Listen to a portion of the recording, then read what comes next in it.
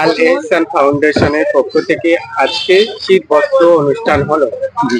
এর সংগঠনের বয়স হচ্ছে 5 মাস 15 দিন। তার মধ্যে এই শীত বস্ত্র অনুষ্ঠান করা কিভাবে সম্ভব হলো? সর্বপ্রথম বলবো, ইচ্ছা থাকলে, সৎ নিয়ত থাকলে, কেন আমি প্রথম থেকেই, অনেকে আমাকে বলেছিল যে ভাইজান একেবারেই নূতন সংগঠন, আর কিছু সংকেত অল্প ছেলে নিয়ে আমি কাজ করছিলাম।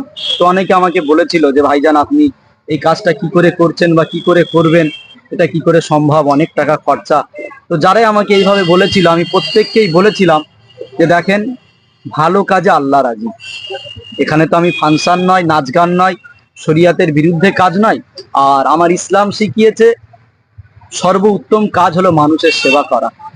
আমার নবীকেও একজন জিজ্ঞাসা করেছিল, মোহাম্মদ সাল্লাল্লাহু আলাইহি ওয়াসাল্লাম, আপনার ইসলামে সব থেকে ভালো কাজ কোনটা?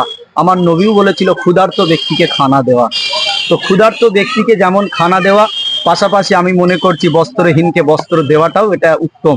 আমি মনে করছি যে যারা শিক্ষাহীন, যারা শিক্ষা পাচ্ছে না, তাদেরকে শিক্ষা দেওয়াটাও মনে করছি মানব সেবার মধ্যে পড়ছে।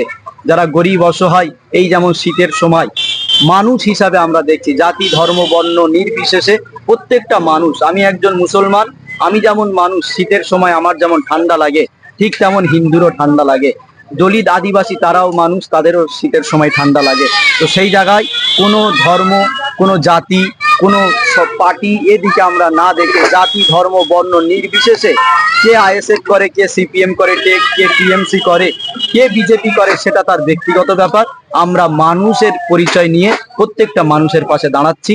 আগামী দিন যদি সবাই আমার পাশে দাঁড়ায়, অর্থাৎ আমাদের এই সংগঠন আল এহসান ফাউন্ডেশনের পাশে দাঁড়ায়, আগামী দিন আরো বড় আয়োজন করে আরো অনেক মানুষের কাছে আমরা পৌঁছাবো, এই আশা আকাঙ্ক্ষা রাখছি।